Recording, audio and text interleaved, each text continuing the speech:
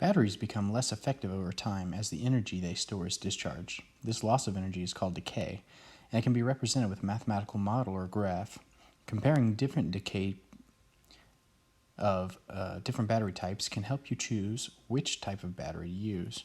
In this scenario, we're going to be using a 9 volt. A 9 volt is hooked up to a meter and in a circuit that is set to discharge the battery. The circuit is linked to a computer that measures the voltage of the battery over time. So what this is going to look like is it's going to drain down over time. So we're going to have basically, if we look at the starting value, it should be around 9 volts, and then it should decay down like this over time.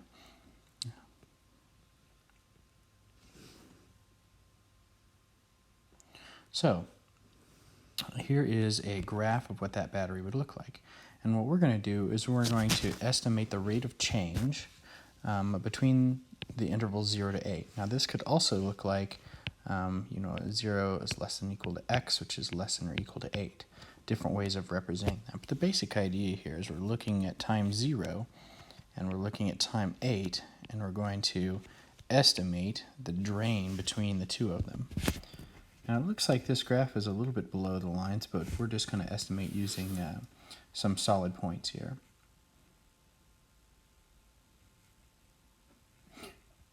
Okay, so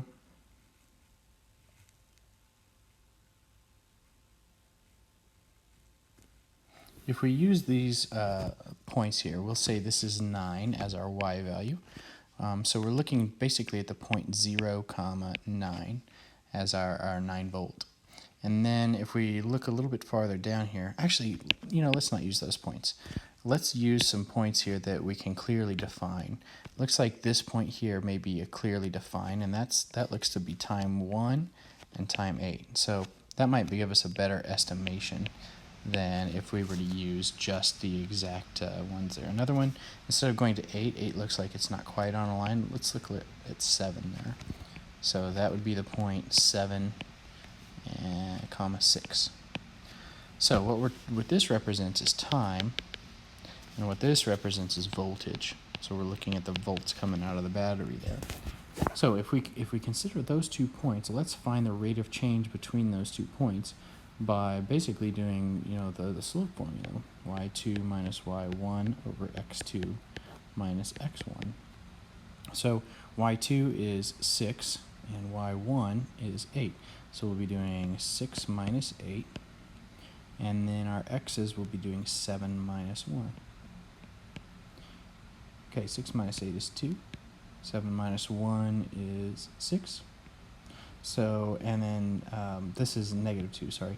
So basically what we're looking at there is our average rate of change is going down 1/3 each time. So if we were to estimate this as a line, now clearly this isn't a line, it's a curve, but if we were to estimate that as a line, we'd be looking at a rate that's going down 1/3. All right, let's look at a second interval.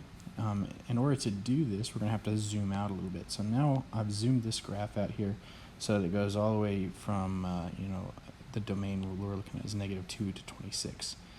And we're going to look at the interval between 8 and 16. So if we look at 8, we can kind of approximate that there. And then if we look at 16, kind of here, we could again try to pick some nice points, but I'm not really seeing it land on some nice points there. So let's just make some guesses here. This looks like it's probably close to about 4. So we'll say 16, comma 4.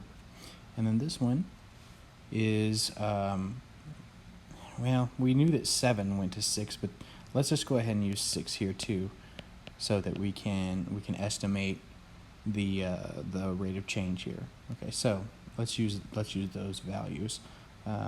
The y values would be 4 minus 6. I don't know how to put that in parentheses. Hang on just a second there. We're going to use our same formula, 4 minus 6. And then our x values, 16 minus 8. Okay, so estimating here, 4 minus 6 is -2. And 16 minus 8 is 8. So we got -2/8 there, or -1/4 if we reduce it correctly. Now notice that that's a little bit different than there. We found it was negative 1/4 up there, and negative 1/3 in the first example, and now it's negative 1/4. So it appears to be leveling off. All right, let's look at the next interval where we're going to zoom out a little bit more, and we want to find the rate of change between time 24 and time 48. So time 24 is right about here, and time 28, or time 48 is way out here, so 45, 46, 47, 48. Now this is going to be even harder for us to estimate the graph here, because it's really tricky as to where this is at on the graph. So remember, 1 is right there. Oh no, that's not 1. That's 2.5. 5. Yeah, looking at this, so that's 5. That's 2.5. So let's find out where it hits that line. It looks like it might be right at 25 is where it hits at. So we'll say that point is 25, comma 2.5.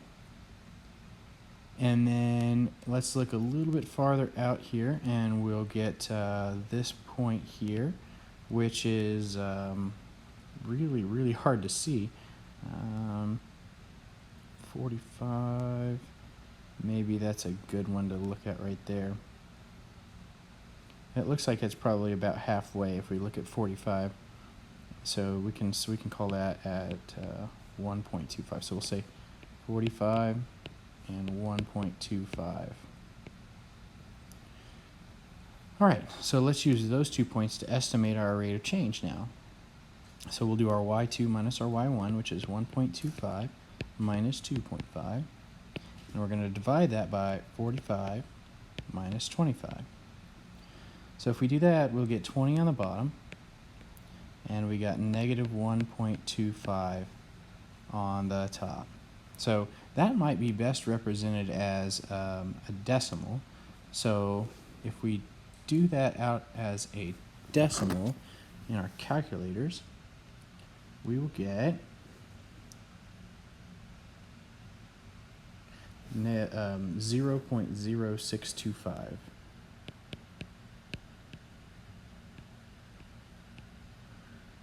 Okay, and then so that's a really, really small number. That's definitely way less than 1/4. This was negative 0.25. So we see this number here as really less than what we're dealing with. Okay, so here's some questions. Do we think the graph will ever cross the x-axis? And here's the thing. If we look at this, it appears to be that the rate is actually decreasing. Its slope is not, so it's not losing it as fast as it is in the beginning. Now let's talk about what this represents in terms of battery. The battery, this would represent 0 volts, so it has actually no charge whatsoever. So will it ever cross the x-axis? I don't think so. That would be negative volts.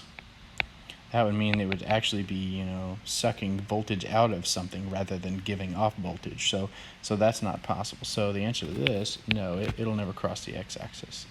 The domain and the range, now remember the domain represents all x values. Now if we're just looking at the function, then we're talking about the x values that could go into this function. If we look at the purple line, it appears to be that the domain represents from negative infinity all the way to infinity, because we could go out as far as we wanted in either direction. However, if we're talking about battery, then really this thing really has to cut off at 0. So it would be like 0 to really infinity, or whenever the battery is destroyed technically. That would be the representation of the battery, because the battery can't really start discharging until it's plugged into something. So that something would represent time 0. Okay, now the range on this thing, if we're talking about the function, I anticipate that the thing will probably just, it'll probably just go vertical like that, and then it will come down here and level off, but it will never quite reach 0. So the range of this would represent infinity all the way to 0, but not including 0. So we use a curly brace like that, a parenthesis. Now, again, if we're talking about the battery, the range of the function would be, it'll never have more than 9 volts. 9 volts is what it starts with, and then it will go down to 0. So actually, technically, I've written this backwards here. I've written that backwards. Let me go fix that. The range would represent any value from 0 to infinity, not including infinity. And then the battery here,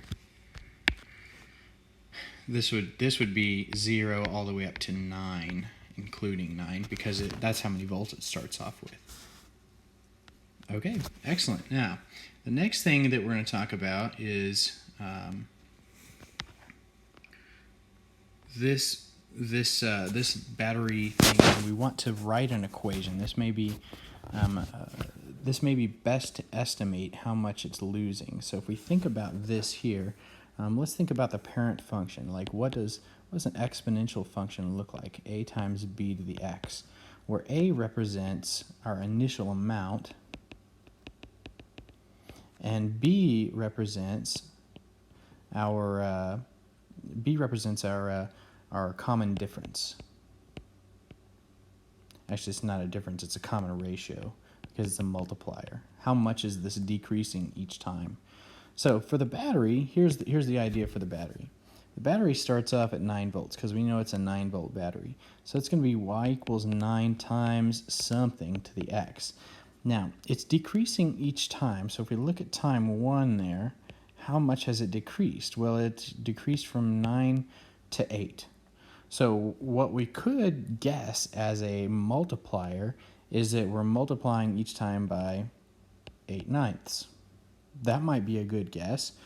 We can multiply it by, but 8/9 might be a little steep, but we could also just estimate that we're multiplying it by 90% each time, or something else like that would give us an idea, because it is multiplying as it decreases by that common ratio. So this is our estimate.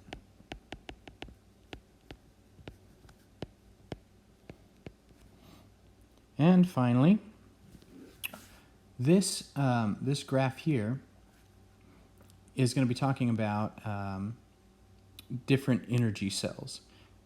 So 4 different energy cells from a variety of digital devices displaying varying amounts of power charges, which is in watt hours. That's what the WH stands for, watt hours, relative to time in hours, are described using different representations. What you guys are going to do is analyze these power charge representations as you complete the questions in Canvas. So this watt hours represents different cells, and this is the time as time increases, and they've given you a couple tables of values there to look at. So this is one graph, that's h of t. You've got another one here, that's k of t, and this is g of t. So these are 3 different functions, all represented a little bit differently. So you'll use this information to solve the questions posted in Canvas.